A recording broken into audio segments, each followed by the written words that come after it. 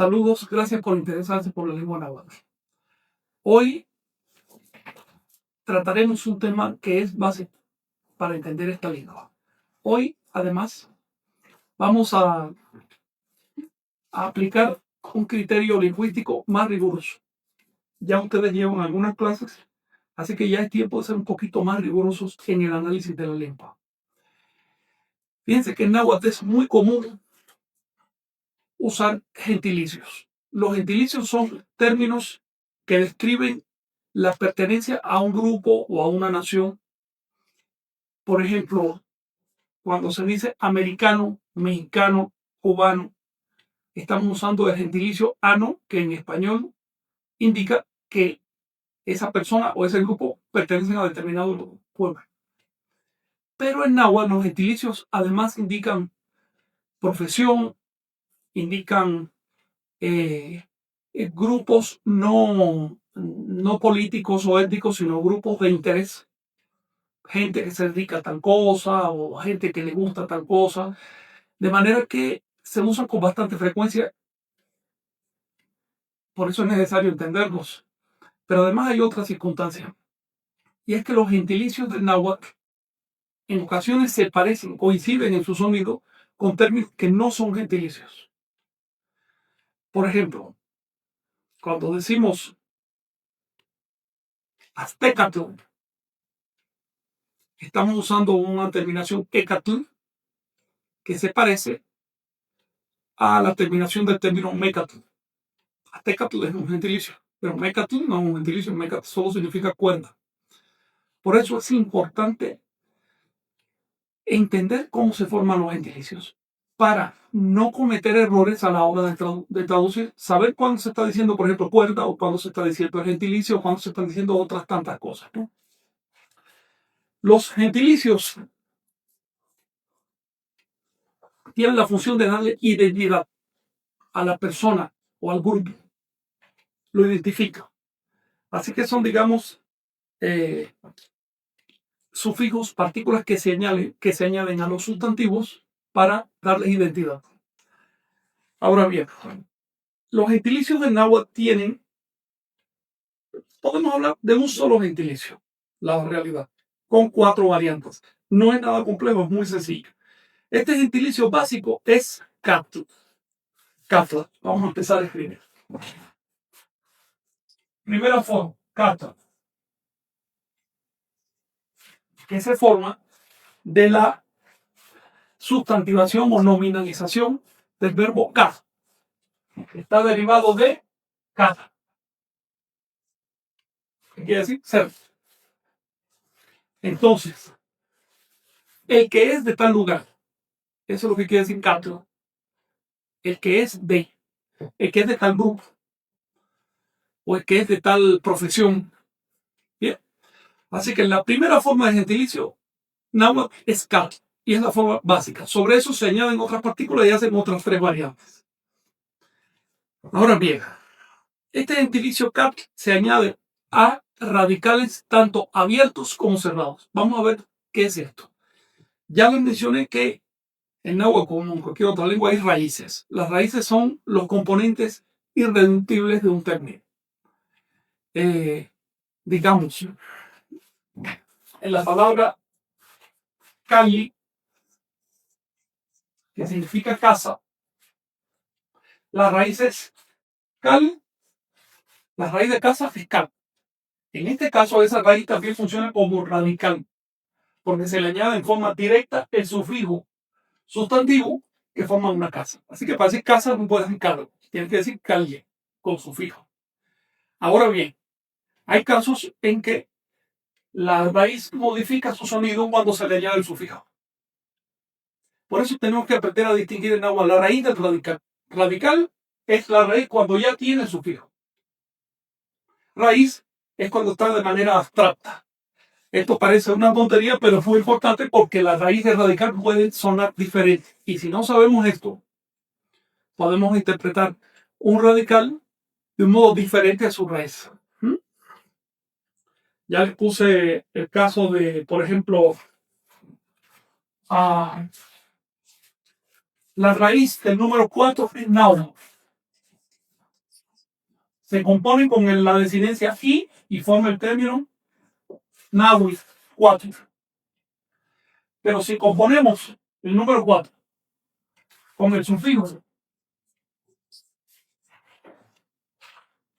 pan, que quiere decir en, entonces se forma el término na pan en 4 lugares. Fíjense, esta P es arrastre de esta P, pero esta P pertenece al radical.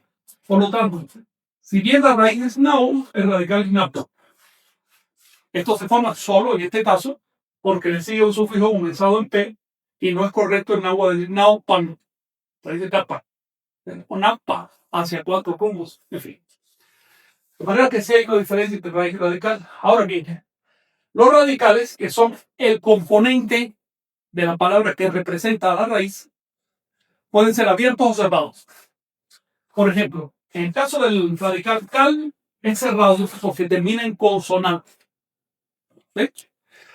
Pero en el caso vamos a decir, por ejemplo, signo del calendario.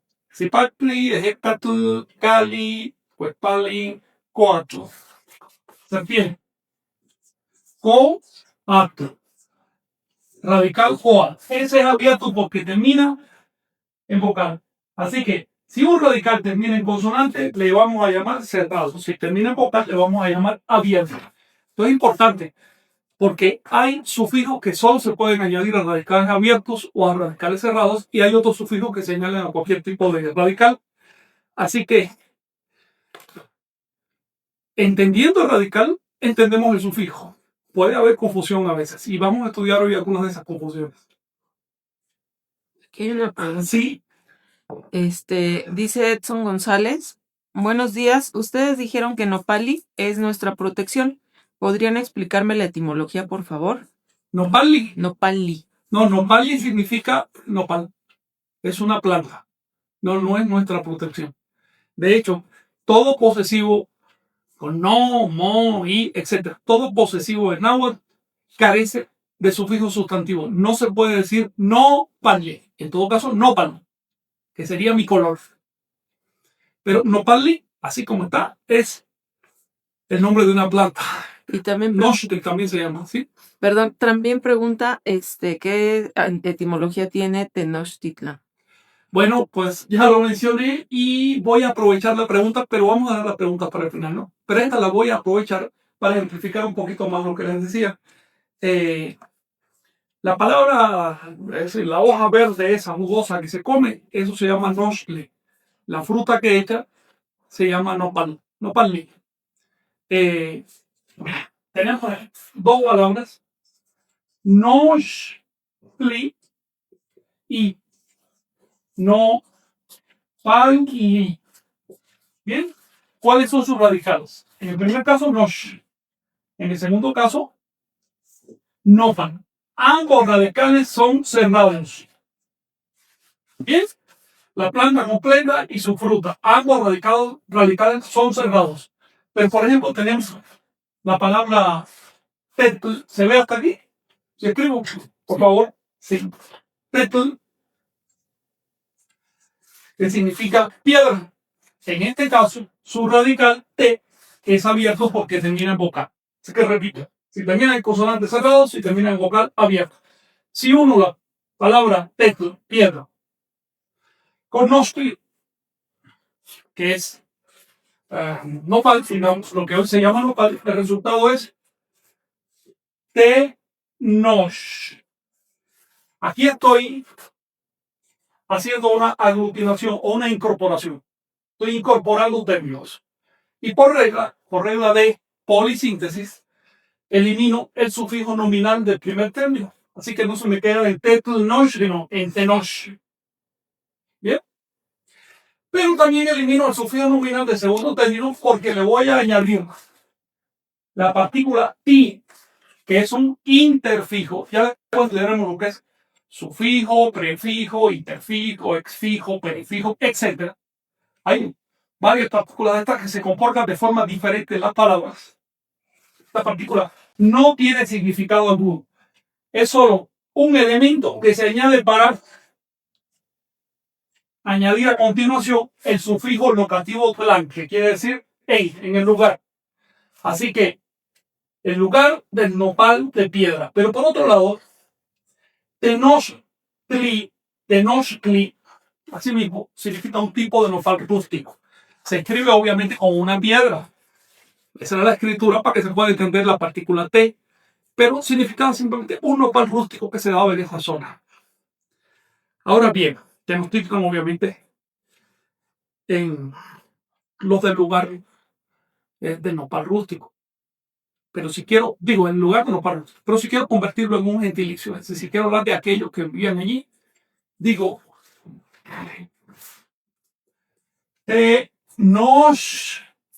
voy a ponerlo en singular, Tenochtitlan. Es decir, un morador de Tenochtitlan. ¿Bien? Fíjense cómo el sufijo catl, sufijo gentilicio catl, indica que una persona vive en determinado lugar. Tenochtitlan. En este caso tenemos radical tenoch, sufijo catl. Les puse otros ejemplos. Digamos, bueno, obvio, mexica. Mexicat.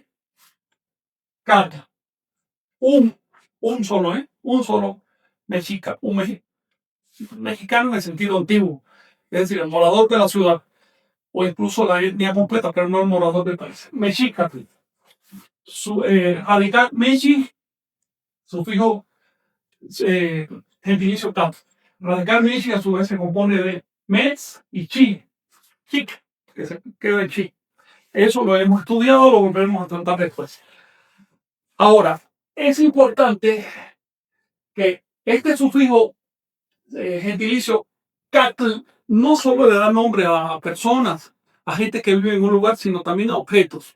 Eso hay que aprender a distinguirlo. Por ejemplo, acaltezcatl. Acaltezcatl. Quiere decir, se compone de acaltez más catl. Quiere decir espejo cóncavo. Así que un espejo cóncavo, así, hecho cóncavo para, quién sabe para qué, para reflejar cosas de modo extraño. Eso se dice acaltezcatl. Quiero decir que esto no es una composición teórica, han aparecido muchos de esos espejos, muchos, en los hallazgos arqueológicos. Tenemos, por ejemplo, puse el caso del polócatl, que quiere decir la pajita, el tamo, es la pajita que queda, las cascaritas que quedan después de cosechar. Esa cascarita que se bota, ese tamo, se dice polócatl, que quiere decir más bien como desperdicio. Se compone de qué? De polvo o residuo, alguna cosa desmenuzada, más sufijo gentilicio car. De modo que el sufijo gentilicio car no solo le da nombre a quienes moran en algún lugar, sino también a objetos. Y hay que saber distinguir estas cosas. No hay que interpretar polócatl como los moradores de un lugar llamado Polo. Aunque si el lugar se llamara así, sus moradores se llamarían de este modo, ¿no? Entonces es una cuestión semántica. Vamos a volver sobre eso en un momento. Ahora bien, ¿se entendió la aplicación del sufijo catl? Forma gentilicios, pero también con bastante frecuencia forma términos que no son gentilicios. ¿Qué pasa si a este sufijo catl se le añade algo más? Entonces se forma otra variante de gentilicio. Déjenme ver si encuentro un modo mejor de llamar.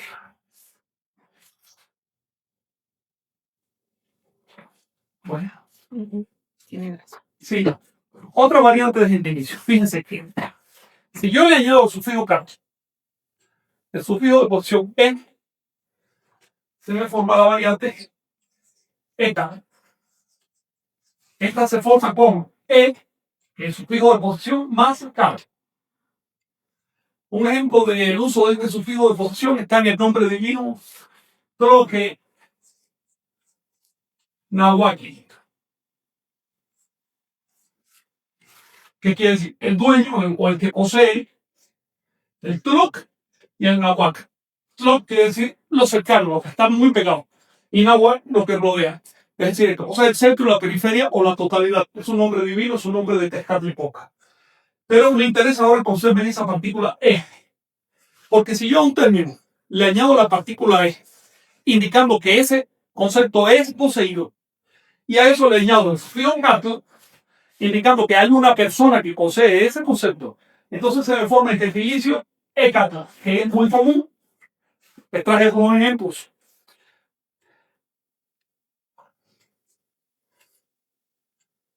Tlapanécato, por ejemplo, el que vive en el estado de Guerrero. Tlapanécato.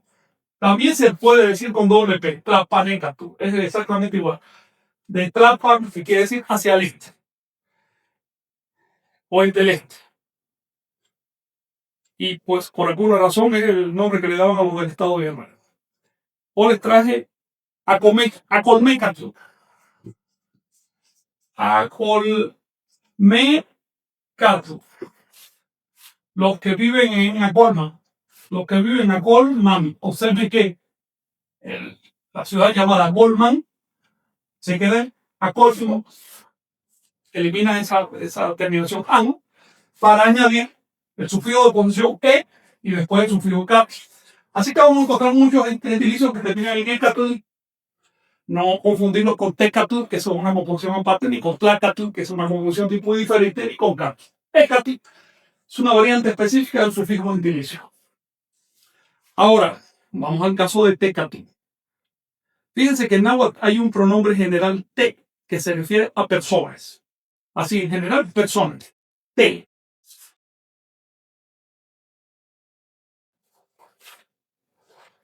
Y si la pizarra no me responde, voy a escribir para allá, ¿ok? La tercera variante del sufijo es teca. En el fondo, cuando le añadimos la variante principal, que es catl, a la partícula te, que es un pronombre relativo a personas. Así que te relativo a las personas. Por ejemplo, si digo tecuani, quiere decir una fiera, un animal que come personas. Juan, comer. Ni aquel que, te, personas. Tecuani, aquel que come personas. Si digo tlacuani, aquel que come cosas. Así que tenemos en náhuatl dos prefijos pronominales, pero genéricos. Te, que se aplica a las personas en general, y tla, que se aplica a las cosas en general. Les traje, pues, si nosotros de hecho añadimos ese prefijo te con el sufijo catl, tenemos el término tecatl, que significa alguien. Bien, un caso de aplicación, posh tecatl, comercial. Etimológicamente quiere decir aquellos que poseen abanicos de plumas. Bien, posteca, que se abanica, porque el abanico era el abanico para sacudirse las moscas, los mosquitos por el camino. Ese era el emblema de los postecas, de la clase de los comerciantes. Les traje otro caso.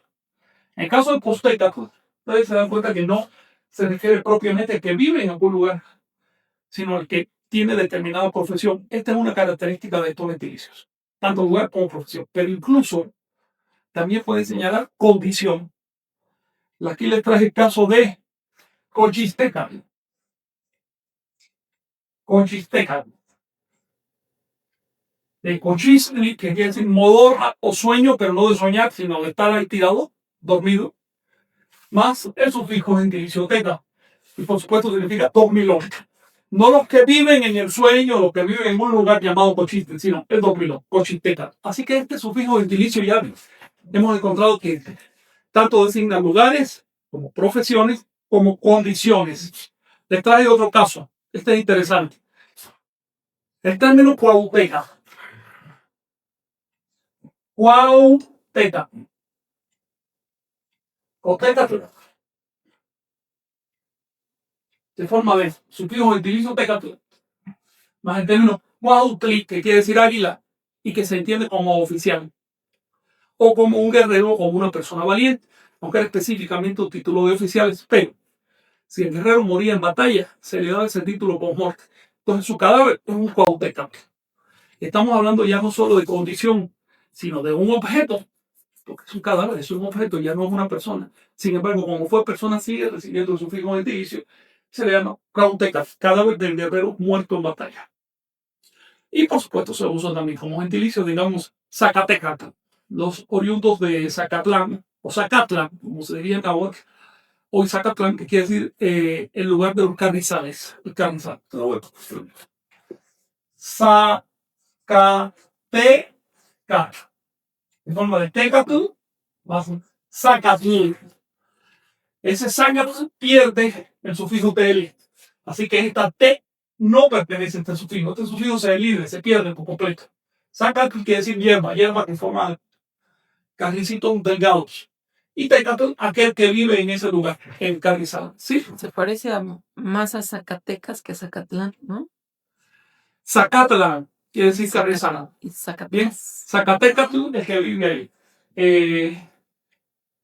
Y Zacatecas, esa es del final, se me hace que es una inspiración del español porque no le encuentro sentido en nada. ¿Pero significa lo mismo?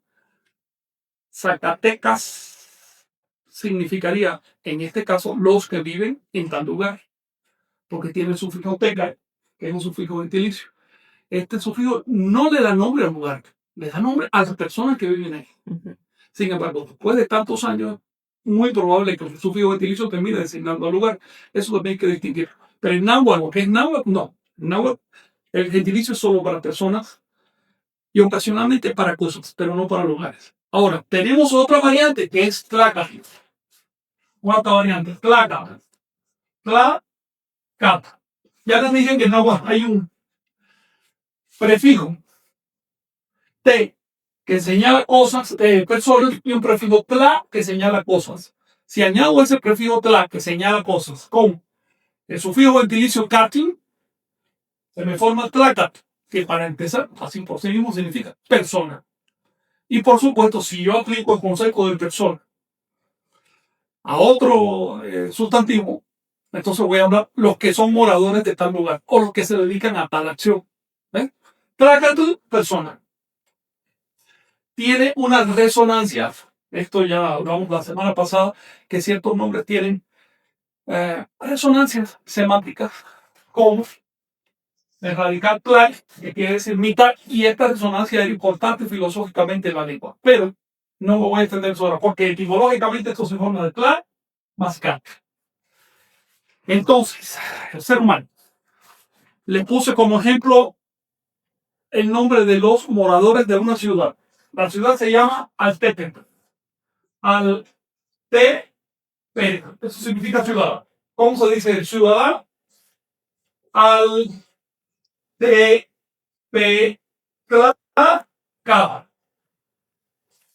¿Bien? Altepetl a su vez se forma de Atl, agua y Tepetl, cerro. Es decir, donde hay una fuente de agua, donde hay un cerro para defenderse, eso significa una ciudad. La composición, agua y cerro. No significa que todas las ciudades estuvieran en cerro, no, eso no significa eso. Simplemente el concepto con el tiempo llegó a aplicarse a las ciudades y se extendió. ¿Por qué Atl no se queda en A en esta composición, sino que adquiere una L? Esto es un tema para otro estudio. Y eso es un tema no muy común, pero que se da varias veces.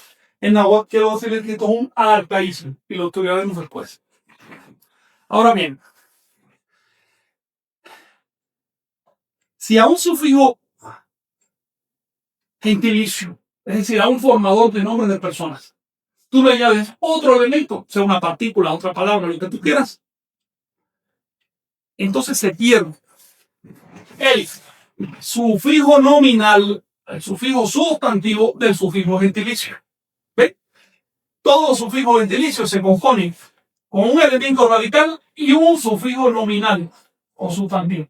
¿Están viendo? Este se pierde cuando al gentilicio se le añade algo más. Por ejemplo, tenemos tortecato, que quiere decir una persona culta, que es gentilicio de condición y profesión. Una persona culta. Si quiero decir un respetable tolteca, es tolteca, se pierde este sufijo, sin Porque al añadir el sufijo sin, que quiere decir respetable, sustituyo el sufijo nominal que hay ahí. Como ustedes ven, los sufijos nominales se sustituyen muy fácilmente y siempre por regla, salvo contadísimas excepciones en náhuatl. Les traje otro caso. Digamos, Mixteca.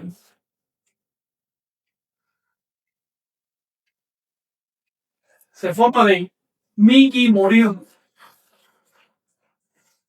O si quieren, de Mikismi, la muerte.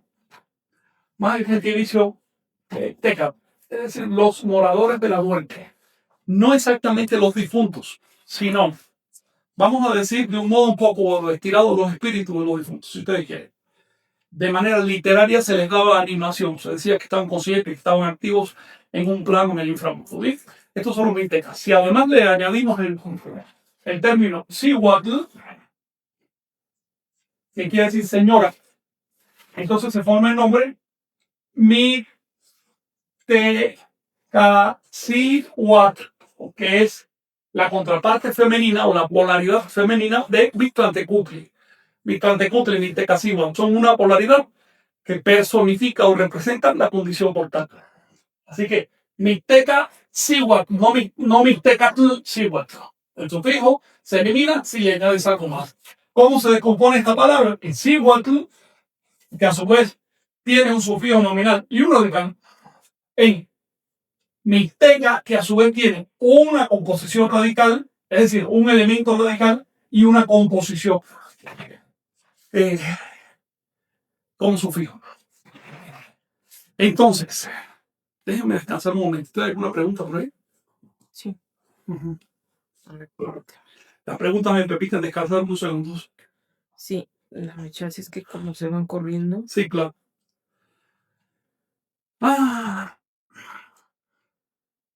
Bueno, mientras llega la pregunta, lo que les quería comentar. Sí. Los sufijos gentilicios hacen el plural eliminando esa T que les estoy diciendo, elidiendo sufijo nominal y sustituyéndolo por un saltillo.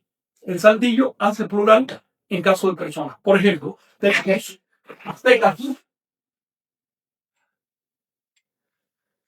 El singular, el plural, azteca. ¿Ves? Tenemos mexicatl, mexicatl, singular, plural, mexica. Bien, poquito de etimología. Azteca se forma de sufijo gentilicio más un radical as, que quiere decir blanco o radiante, luminoso. No significa garzo. Garzo se dice atado, que es diferente.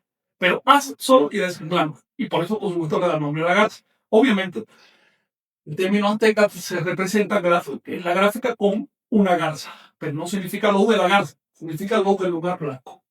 Ahora, mexica, como ya les mencioné, se compone de mestli, luna, chitli, ombligo, que en combinación significan sol, luna, y el sufijo gentilicio cast. ¿Alguna cuestión? Sí. Sí, Rosita Buchot pregunta Ajá. que si decir Naucalpan es incorrecto. ¿Incorrecto decir Naucalpan? No, es de lo más correcto. Vamos a escribirlo. Nau, siempre con saltillo. Cal, pan, en las cuatro casas. Y las cuatro casas se pueden referir o a un punto donde se dividían cuatro del territorio, lo cual era muy común, o a un palacio. Los palacios estaban formados generalmente por cuatro edificios ordenados a los rumbos. Gracias por su pregunta, Rosita. Quiero decirles que no hay que confundir estos gentilicios con verbos que por casualidad terminan en K o ECA o teca. Por ejemplo, el verbo teca, teca, que quiere decir extender, no tiene nada que ver con gentilicio. El verbo popoca, que es humear, no tiene nada que ver con gentilicio. Así que hay que saber distinguir estas cosas. ¿Cómo las vamos a distinguir? Primero por su estructura y segundo por su significado. Si yo tengo una estructura que parece un gentilicio, entonces voy a ver qué significa en el contexto de la frase, no aislado. Y si veo que el contexto de la frase, esa palabra, alude a un grupo de personas o una profesión, lo más probable es que sea un gentilicio. Claro, después tengo que seguir investigando la palabra. Recuerden que las palabras solo significan en contexto, nunca aisladas. Así que es importante siempre, cuando encuentran una palabra, ver cuál era su función, cómo funcionaba. Hemos estudiado la forma del sufijo gentilicio. Ahora quiero dedicarme al significado de estos sufijos. ¿Tienes alguna pregunta? Sí. Perdón. Sí. Sí, aquí Jesús. ¿Pueden leer al micrófono?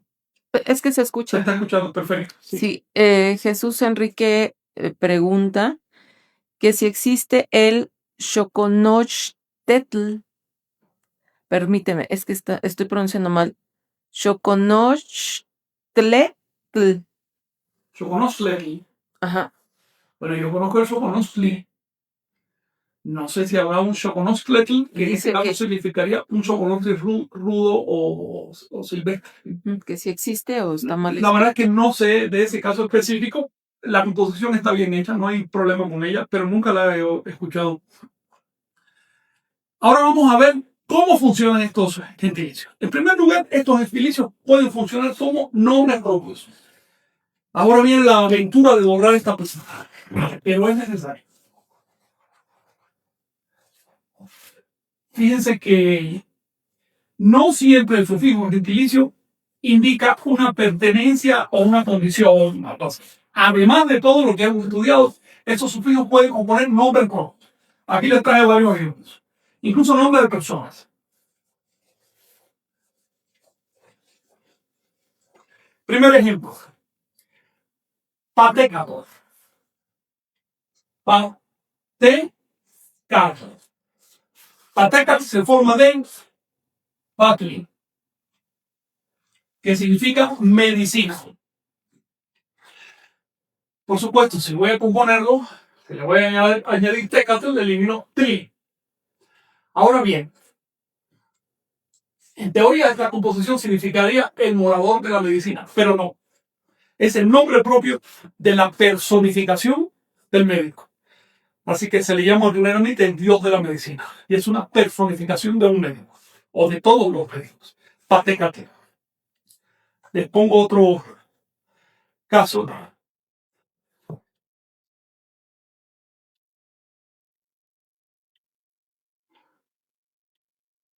Este caso es medio complejo, me obliga a entrar en otro tema, pero se lo voy a correr. El término panol,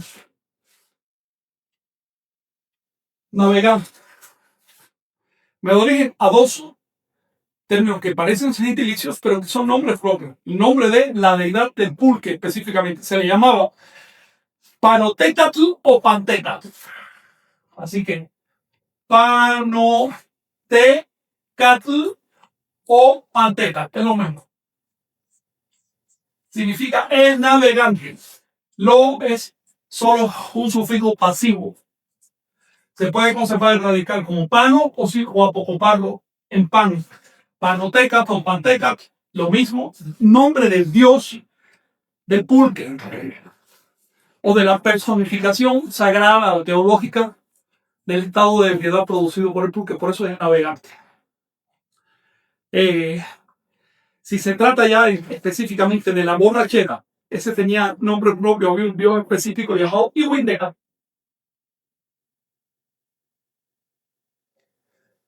Iwindeca, que se forman con el sufijo decatl añadido al término iwintit, que quiere decir embriaguez. Iwintitl, embriaguez. Les traje un nombre interesante. A mí me encanta este nombre. Tecucisteca. Tecucisteca.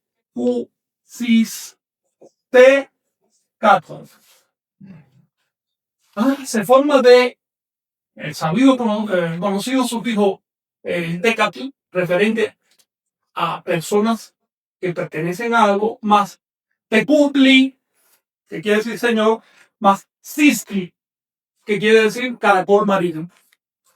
Así que en este caso se trata de el que vive donde, el señor que vive donde, no en un lugar, en un pueblo, sino en un caracol marino. De modo que el sufijo gentilicio también se puede aplicar a personas que viven específicamente en una casa o incluso en un carro. Tecucisteca es la personificación, la deificación teológica del mar. Así que se le llama Dios del mar o el Dios del caracol marino. Es también el nombre de un personaje mítico. De hecho, el mito dice que Tecucitécatl fue la contraparte, la polaridad, digamos, lunar o femenina de Nanahuatl. Nanahuatl es el héroe solar. Recuerden que todos estos héroes en Anahuatl aparecen en parejas, nunca aparecen solos. Así que siempre tienen su polaridad. Y hay una gran historia con Tecucitécatl que algún día platicaremos. Ahora bien, los sufijos gentilicios también pueden formar títulos descriptivos, honoríficos o profesionales. Digamos, tenemos el término Tola, que ha sobrevivido todavía, hoy se pronuncia Tula. Bueno, Tol. Tolan no es el nombre de Tula, en Hidalgo. Tolan significa simplemente una ciudad capital. Altepec, ciudad, Tolan, una capital. ¿Cómo se dice entonces un capitalino? Le vamos a quitar el sufijo locativo tlan, que ya ustedes saben que perdió la T porque el radical termina en L. Así que no puedo decir toltlan, digo tollan. Y a eso le vamos a añadir el sufijo tecatl. Y se quedan tol tecatl. Quiere decir literalmente capitalino, pero por extensión persona culta, porque en las capitales se concentraba la cultura. Así que de hecho ya en la época que llegaron los españoles, Tolteca literalmente significaba persona culta, viviera donde viviera, en una ciudad o un campo. Daba igual. Voy a ponerles el caso de... Bien, este caso porque nos permite simplificar otra partícula por ahí. Milpan. Milpan se forma de milli, que quiere decir tierra preparada para el cultivo, más pan, sufijo vocativo que indica en la tierra preparada. Por lo tanto, una milpan, que hoy se dice milpa, es un terreno delimitado y preparado. No confundir milli con tlali. Tlali es con tierra. Milli, la tierra preparada. Entonces, si a milpan yo le añado el sufijo de posición e, que significa el que tiene algo, queda milpane. Milpane significa el dueño de una milpa. Ahora bien, si eso yo lo quiero convertir en gentilicio genérico, le añado el sufijo catl, el primero, y se queden milpanecatl. En este caso, el salto. Milpanecatl, labrador. Ya no solo el dueño de una milpa en específico, que eso es milpane, sino labrador en general. Por lo tanto, este sufijo en este caso es de profesión. El sufijo gentilicio también se puede usar para describir el nombre propio de un lugar o características de ese lugar. ¿Vamos a poder escribir para ello? Sí. Bien. Les voy a poner el caso de el nombre que le daban los nahuas a esta cuenca cultural. No digo país porque país implica en la actualidad unos límites políticos. Y Anáhuac no tenía límites políticos, sus límites eran culturales. Así que Anáhuac, se los voy a escribir en náhuatl, no en español. Anáhuac, hay una diferencia entre la forma española que es Anáhuac con un huac y la forma náhuatl que es Anáhuac, pegando los dientes superiores al labio inferior. Anáhuac, a grosso modo y de una manera bastante limitada, podríamos decir que es Mesoamérica. ¿Cómo se decía un mesoamericano? Anahuacaqui. En este caso, el sufijo locativo K se elimina y se añade el sufijo gentilicio casus. Bien, Anahuacacu, un mesoamericano. Azteca, ya se lo puse como ejemplo. Tenochtitlan, bueno, caso de Tenochtitlan. Tenochtitlan, repito, se forma con el sufijo locativo tlan, que se añade a la raíz tenoch, del tenochtli, de cierto tipo de nopal, a través de un interfijo o partícula conectiva ti. ¿Cómo se hace ese gentilicio? ¿Cómo se dice el morador de Tenochtitlan? ¿Sabes? Noshcatl. Porque no solo elimino el sufijo longativo, sino también la partícula conectiva. Ya esto no me hace falta. Así que nada de Tenochtitlan, ¿no? Tenochtitlan. Directamente. Uno el gentilicio al radical. O en este caso a la raíz. Ahora bien, es común que el gentilicio locativo genere una acepción como título. Por ejemplo, una persona que vive en determinado lugar, ya su nombre no significa solo los que viven ahí, sino todos los que comparten determinada característica. Les traje como ejemplo el lugar llamado Totonacapan, que es Totonacapan. Totonacapan, ¿no te suena a ti? Totonacapan es el nombre de lo que hoy, de la parte norte, centro-norte de lo que hoy llaman Veracruz. Totonacapan significa tierra caliente. O literalmente, capan hacia la tierra caliente. Dentona caliente. ¿Bien? Totonacapan. ¿Cómo se forma su gentilicio? Hemos conocido hoy ese gentilicio. ¿Cómo se llaman los que viven ahí? Totonacapan. Así que en primera acepción significa los que viven en Veracruz, los veracruzanos. Pero en segunda acepción significa cualquier persona que vive en la costa. Así que un totonaca es un costeño, sea la costa que sea. ¿Ven? De manera que un gentilicio da origen a un nombre, a un término que indica una relación mucho más amplia. Se puede salir de lo local e ir a lo general. Aquí les traje otro concepto. Digamos, Xilotu significa mazorca madura. Xilotepe.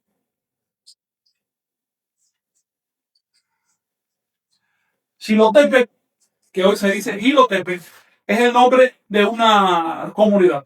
¿Cómo se diría quien vive en Xilotepe? A ver, ¿cómo se diría? Xilotepe Cata. Xilotepe Cata. ¿Bien? Pero también significa el mayordomo, el administrador de un calpulli. Bien, es decir, el que está a cargo de las rentas de ese calpulli, que son en mazorcas de maíz generalmente grandes. De manera que Xilotepe no solo el poblador de Xilotepe, sino el administrador de un calpulli. Ahora bien, vamos a entrar en un tema medio conflictivo, y es cómo se deslinda el sufijo gentilicio. Debido a que las terminaciones en K, EK, incluso TK, son bastante comunes en los radicales del náhuatl, hay términos que aparecen de pronto en gentilicio, pero no lo son. Les pongo el ejemplo de el término yegat. Yegat significa agua pura. ¿Y de qué se forma? Pues se forma de yenkli, que quiere decir puro o correcto, más atl, agua. ¿Ven? Así que aquí no se forma de katl, y mucho menos de ekatu, sino de yek más atl. Por lo tanto, hay que tener cuidado cuando vamos a traducir el náhuatl o tratar de entenderlo. Hay que tener cuidado porque de pronto podemos caer en etimologías fantásticas, es decir, en interpretaciones aparentes. Podríamos decir, yegat a lo mejor es una persona que vive en un lugar llamado Ye. Y no. Uno tiene que ver por eso cómo funciona la palabra en contexto para saber qué significa. Yegatl, agua pura. Les voy a poner otro caso. Xocomecatl. Y ya con esto me estoy metiendo en un tema que me gusta, que necesito platicar con ustedes, porque no es que me gusta, es que es necesario para entender el agua. Xocomecatl.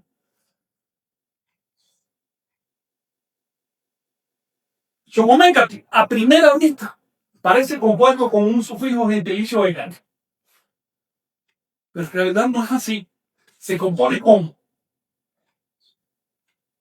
el término xocotl, que quiere decir fruta.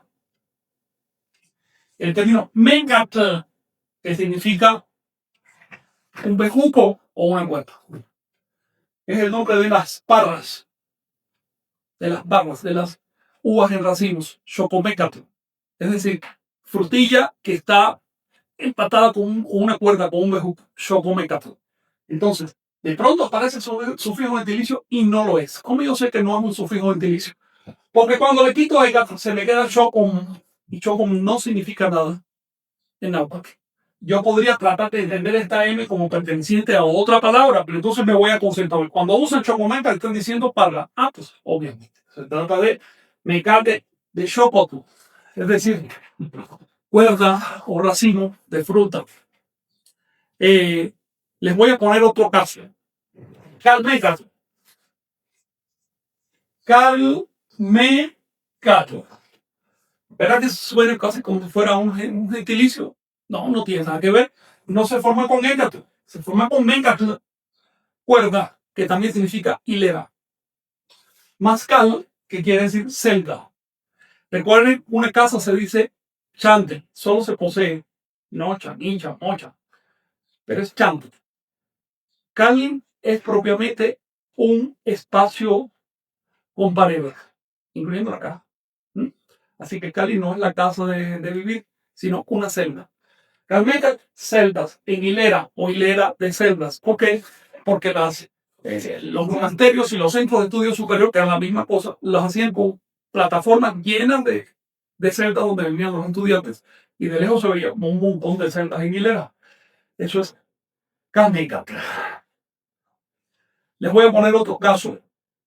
Es el gentilicio y no lo es. El término sohuajeca. ¿Qué te parece que significa sohuajeca? A ver, vamos a analizar sohuajeca.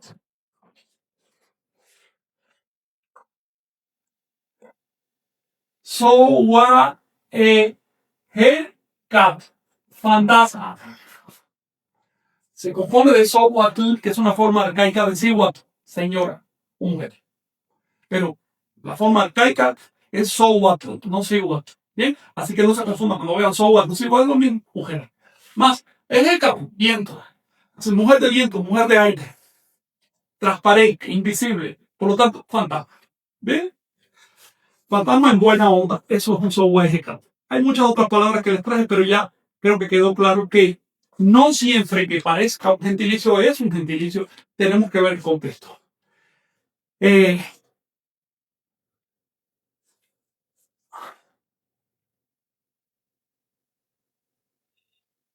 Recapitulando. Si un término que parece gentilicio se emplea como identificador de una persona o de un grupo como título, es un gentilicio. Si no se emplea como identificador, probablemente no sea un gentilicio. Entonces, les traje un caso que se puede entender de las dos maneras. Por ejemplo, Xochitecatl.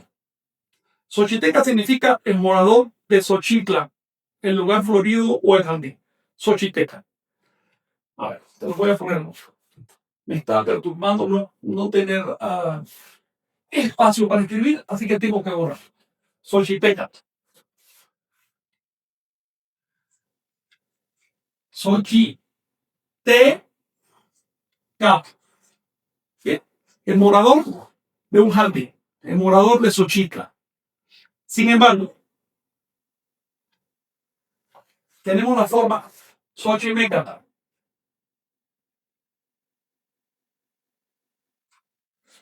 ¿Ven? La forma Xochimeca ya no es un gentilicio. Significa un mecate o una cuerda de flores. Una guirnalda. Una guirnalda. En otras palabras, tenemos dos expresiones formadas con la misma raíz Xochi, de Xochitl, flor, y con diferentes sufijos. ¿Cómo vamos a saber cuándo es un gentilicio, cuándo no? Por la función. Si estamos hablando de Xochimeca, por lo general se está hablando de adornos. Si estamos hablando de Xochiteca, se habla de lo que forma en determinado lugar. Esto es importantísimo para lo que viene ahora. Parece una cosa muy sencilla, pero hay un tema que empieza a ser cada vez más común en México y en toda América. Y se llama la etimología fantástica. ¿Qué es etimología? El origen de la... Es rastreo de la palabra. Bien, el origen de la palabra. A medida que hay interés por las lenguas nativas, pero al mismo tiempo, de América, pero al mismo tiempo, no hay escuelas que te enseñen a nivel, pero a alto nivel las lenguas, porque no hay un interés de parte del Estado, es solo de la población. La población entonces empieza a acumular interpretaciones. Y en el caso de lenguas aglutinantes, de lenguas incorporativas como el náhuatl, que son lenguas que agarran un montón de palabras y las funden en una sola, puede llegar a haber palabras fantasmas. ¿Ves? Sonidos que de pronto te parece que es una palabra y no lo son. Son coincidencias. Y las palabras fantasmas, si tienen suerte, de pronto hay quien las traduce y otros le encuentran un significado y empiezan a crecer y terminan convirtiéndose en mitos. Antes de seguir adelante con esos mitos, vamos a ver si realmente esos términos significan lo que se dice que significa.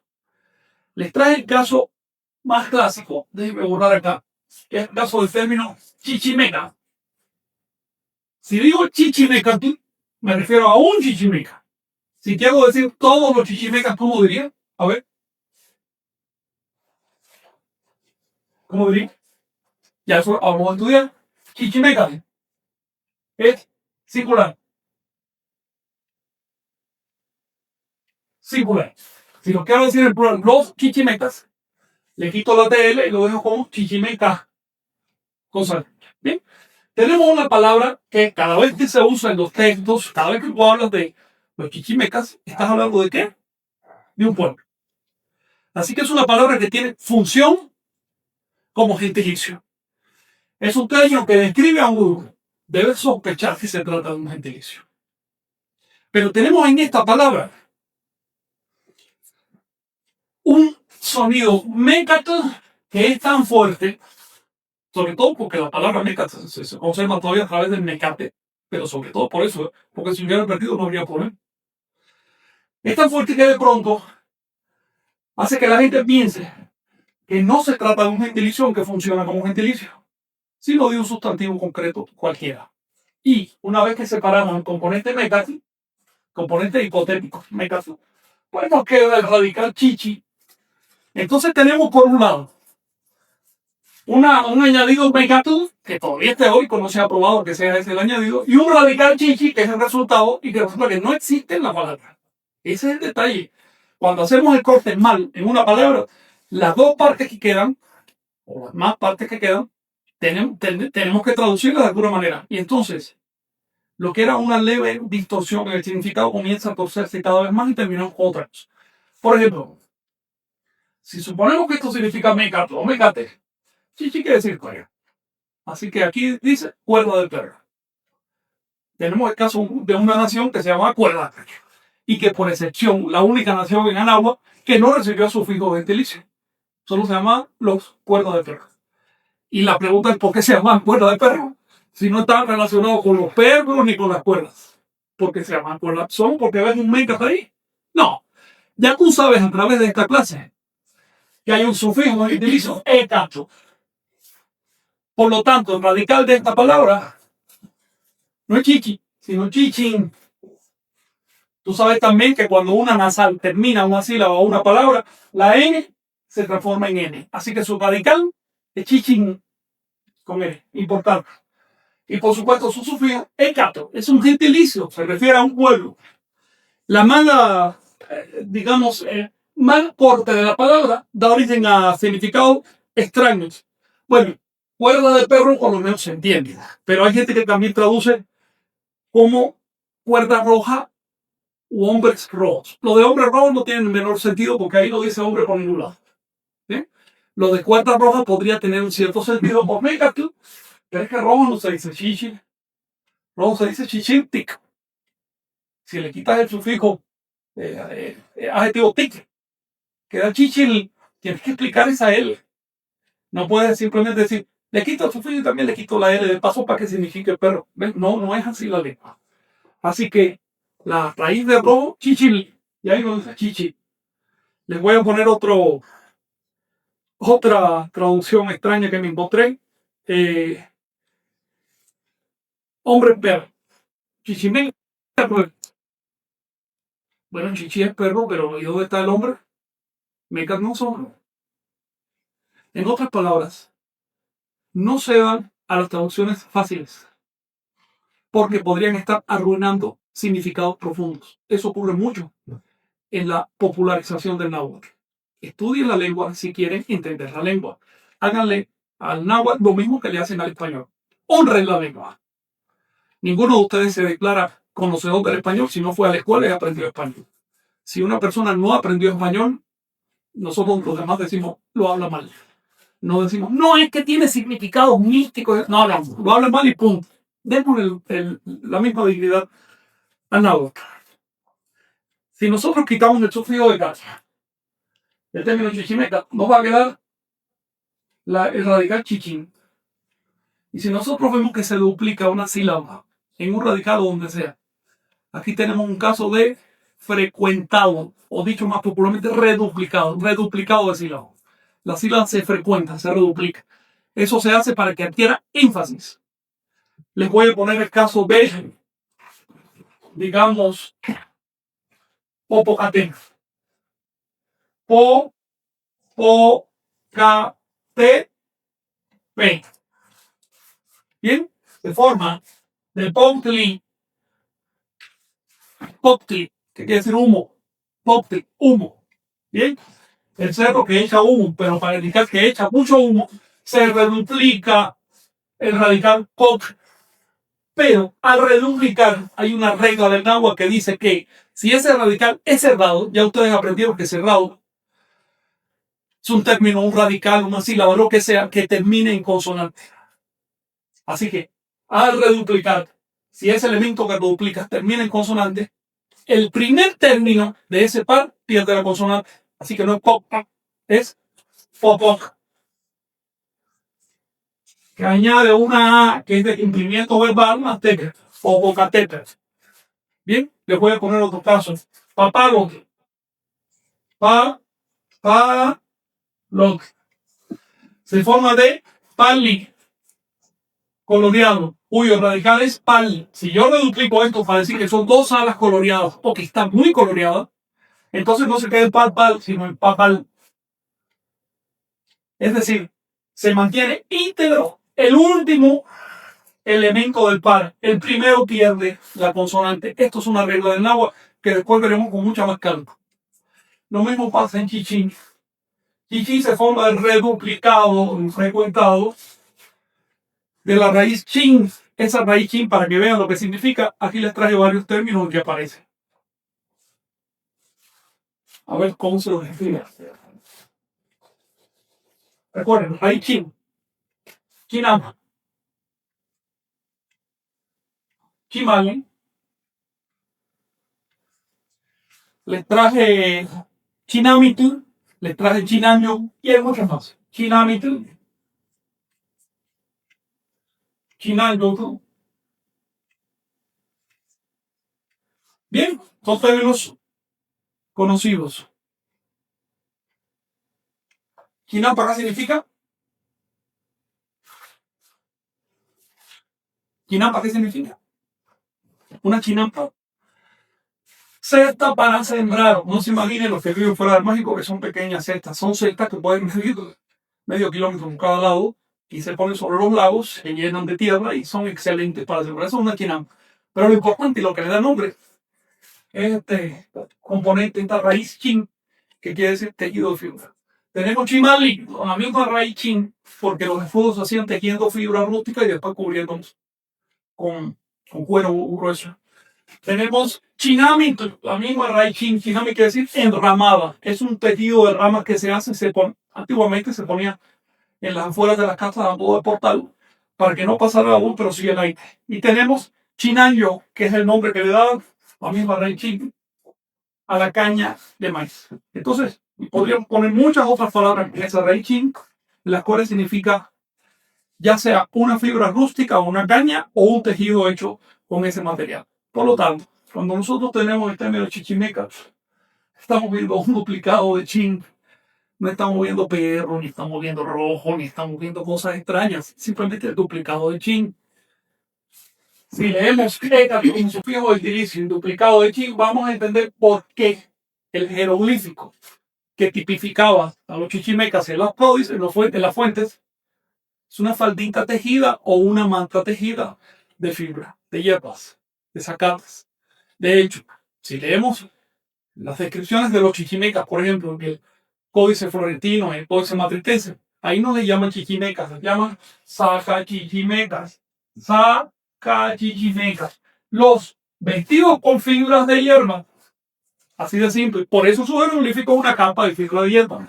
En otras palabras, compañeros, no se vayan a etimología fantástica por lo que esté pueblo en la lengua. Traten de entender. Si no han estudiado ciertos conceptos, mantengan por lo menos un espacio para la duda. No repitan simplemente lo que dice cualquiera. Sí sé que hay muchos señores y muchas personas que hablan náhuatl de nacimiento que traducen mal. Quien nace en el medio del español y no va a estudiar en una escuela, habla mal el español y lo traduce mal. Es así de sencillo. Traducir chichimeca como cuerda de perro es como pretender que la palabra soldado significa dado y también significa sol. No tiene nada que ver, es un sonido fantasma. Es una coincidencia. Eso se da mucho en náhuatl. Quería referirme a otra palabra que está en discusión, que es Olmecat. Y lo voy a hacer, aunque queda poco tiempo. Olmecat. Quiero decirles, para empezar, que los abuelos fundadores de la cultura de Anáhuac, primero, fueron personas que vivieron antes que los olmecas. Segundo, que los olmecas históricos que vivieron entre los siglos 18 y 4 o 5 antes de Cristo, ese fue su momento de esplendor, no se llamaba así mismo olmecas, para empezar. Ese nombre se lo dieron en 1942 en un congreso de antropólogos. Se le dieron ese nombre porque no se sabe cómo se llamaba. Cuando leemos las fuentes náhuatl, a ver, ¿cómo le llaman los mexicas? A los más antiguos abuelos le llamaban toltecas. ¿Okay? Y no se estaba refiriendo a los de Tula ni tampoco a los de Teotihuacán, sino a los que había más atrás. Es muy probable que los olmecas se llamaran a sí mismos con una palabra, un gentilicio de raíz tol, de donde viene tolteca. Así que no asocien esos primeros abuelos con los olmecas. Los olmecas históricos, hubo un pueblo que se llama Olmeca, que vivió hace unos 1000 años apenas en la costa del Golfo, y es una cosa aparte. ¿Bien? Y debido a que ahí fue donde aparecieron las piezas de Olmeca, le pusieron el nombre de ese pueblo. Por lo tanto, evitemos entrar en significados metafísicos, filosóficos, a partir de la palabra Olmeca, porque simplemente fue algo que eligieron casi al azar para ponerle nombre a ese pueblo. Ahora, la palabra Olmecato, te lo voy a poner en mayúsculas, Olmecato, también se presta a confusión porque de pronto tiene un sonido que parece mecate. Bien, si tú lo divides así, entonces este ol significa resina. Only quiere decir resina o goma. Es el origen del término español ule. Only quiere decir resina o goma. Si tenemos mecate y ol, bueno, de pronto tú dices eso significaría mecate con resina o algo así. ¿Por qué se llama lo de mecate con resina? ¿Quién sabe? Si le damos a la hilacha, a la mente, podríamos terminar inventando hasta una historia para justificar lo que no es más que una mala lectura del tema. ¿Bien? Olmeca, como la palabra chichimeca, se forma de sufijo gentilicio. Écatu, ya lo estudiamos, es el nombre de un pueblo. No es el nombre de una cosa. No es el nombre de un mecate con resina, es el nombre de un pueblo. Por lo tanto, esto es un sufijo gentilicio. Y lo que nos queda es el radical olm, y ese radical hay que entender. Les traje un ejemplo mucho más común, mucho más cercano. El término acolmécate. Acolmécate. Esto es clave para entender esa idea. Porque ol significa resina, pero esa gente que significa. Acolmécate, que son los moradores de Acolman, y hoy todavía se llaman los acolmecas. Bien, los moradores de Acolman. Se forma de Ecatu, sufijo gentilicio, más Acolli, que es raso. ¿Y esa M cómo la entendemos? Porque según ellos ciudadanos, Acolman. Man significa dar, o extender, o mostrar el brazo. Es decir, aquellos que muestran el brazo en salud, pues saludaban así. ¿Bien? Entonces,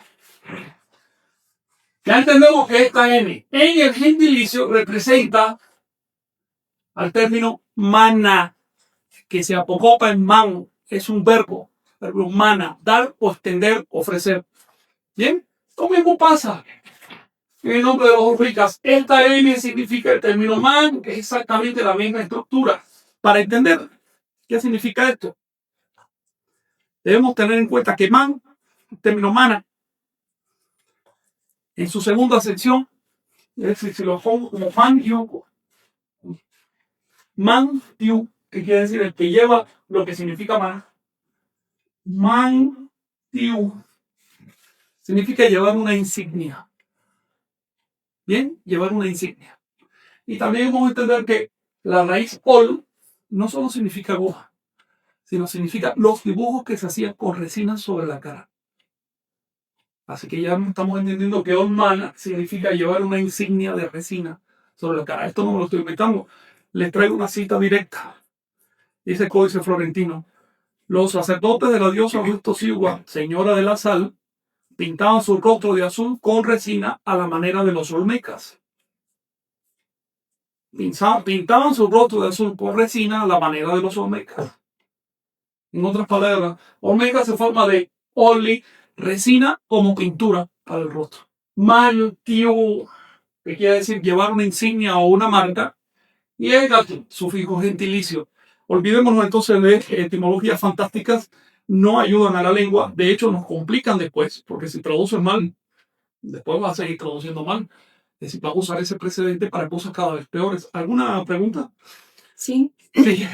Aquí Ed Villagrán comenta, si todo tenía un simbolismo y el perro era el simbolismo de quien te ayuda a llegar al otro lado, hablando en cuanto a la muerte, Chichimeca, plural, vendría a ser quizás el linaje de los que te ayudan o enseñan a cruzar y quizás se refería a un linaje de nahuales. Si yo traduzco chichi como perro y meca como linaje, entonces tengo una palabra que no es un gentilicio, porque no tendría sufijo gentilicio. Mecatu no es un sufijo gentilicio. Y mi pregunta es, ¿por qué una palabra que no es un sufijo gentilicio se le aplicaría a un pueblo? ¿Y por qué ese pueblo carecería de sufijo gentilicio? La pregunta para ti es, entonces, si se trata simplemente de linaje de perros, ¿cuál es el verdadero gentilicio de los olmecas? Porque chichimeca no sería un gentilicio. Segundo, ¿por qué el concepto de chichimeca, cuando se escribe en náhuatl, se escribe con una capa o una falda de hierbas tejidas? No se escribe con un perro, con una cuerda o con linaje de perros. ¿Por qué no aparece asociado el concepto de perro, el concepto de chichimeca, en las fuentes ni una sola vez? ¿Eh? Vamos a tratar de pensar como pensaban los antiguos, no como pensamos nosotros hoy. Nosotros vemos un mecat, un chichimeca, tal como vemos un hombre en el nombre de Ometeo. No es tan sencillo. Los anahuacas no veían un hombre en el nombre de Ometeo. Si lo hubieran visto, hubieran traducido dos dioses o dios dual y resulta que no tradujeron así. Tradujeron de otro modo. Ahí están las fuentes mexicas para probar. La pregunta es, ¿quiénes conocen mejor la lengua náhuatl? ¿Los mexicas de la antigüedad o los modernos? Lo que pensaban los mexicas de la antigüedad quedó en cientos de documentos, quizás miles, en náhuatl. Ahí están en muestra. Quedó en un montón de gramática y un montón de diccionarios del siglo XVI. Eso es lo que pensaban en aquella época. Se trata de estudiar la lengua en sus fuentes para recuperar su dignidad, recuperar su valor. No se trata de sostener un estado de degradación de la lengua. Tengan en cuenta que toda lengua que no recibe apoyo estatal, apoyo por lo menos importante de la sociedad, toda lengua que no tiene universidades, que no tiene escuelas, que no tiene un sistema de sabios detrás, va perdiendo valores. A la lengua náhuatl le quedan solo 2 generaciones para extinguirse. Eso significa que tiene muy pocos valores sociales en este momento. Significa que ya no sirve para nada, por eso la gente la deja de hablar. Y significa que todos esos abuelitos que dicen que hablan náhuatl no están haciendo absolutamente nada. Absolutamente nada, porque la lengua se está extinguiendo. Veamos los hechos. No la fanfarria, la bandera, la propaganda que se levanta en torno a la lengua. Quien se trepa en una lengua para poner su ego, ese está traicionando la lengua. Así que estos abuelitos que se ponen a declamar en pseudo náhuatl, porque no es náhuatl real, por las calles, ni siquiera se dan la molestia de traducir, están destruyendo la lengua. La lengua va a sobrevivir si funciona y va a funcionar si la entendemos. Y para entenderla necesitamos estudiar su etimología y necesitamos estudiar sus reglas. De otro modo no hay lengua, no hay náhuatl clásico, no hay lengua culta. ¿Alguna otra pregunta? Sí, aquí Dionisio pregunta, ¿me podría decir cuál es la correcta traducción de la palabra Yolomecatl? Yolomecatl. Así a primera tendría cuerda del corazón o linaje del corazón a primera. Todo depende en qué contexto la usa. Me dices o me escribes por ahí en qué contexto se usa esa palabra y le hacemos la etimología.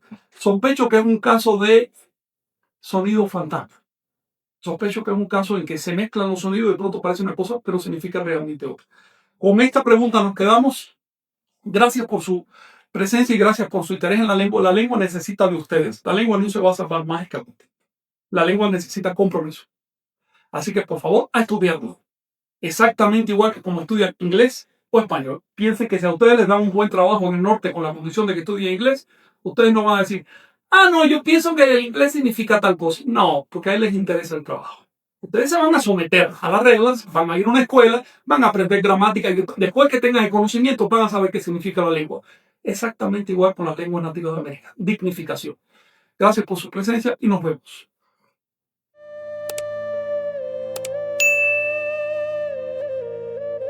Suscríbete y activa la campanita para recibir las notificaciones. Así no te perderás ningún video.